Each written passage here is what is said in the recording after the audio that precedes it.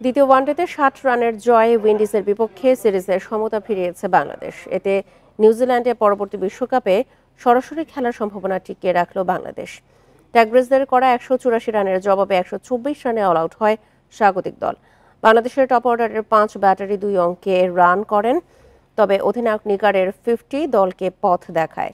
৫ বাউন্ডারিতে সাজানো ছিল তার ৬৮ রানের ইনিংস। সোভানা ২৩ আর স্বর্ণার ২১ রান মিলে শেষ পর্যন্ত ১৮৪ রান তোলে বাংলাদেশ। জবাবে টাইগ্রেস স্পিনারদের দাপটে ব্যাটিং বিপর্যয় উইন্ডিজের। ক্যাম্পবেলের ২৮ রান ছাড়া অন্য কেউ প্রতিরোধ করতে পারেননি। নিয়মিত বিরতিতে উইকেট হারায় তারা। ১২৪ রানে অল আউট হয়ে স্মরণীয় জয় বাংলাদেশের। নাহিদা ৩টি আর মারুফা, রাবেয়া ও ফাহিমা নেন ২টি করে উইকেট। ২৫শে জানুয়ারি সিরিজের শেষ ওয়ানডে জিতলে অগাস্ট-সেপ্টেম্বরে সরাসরি বিশ্বকাপে খেলবে বাংলাদেশ।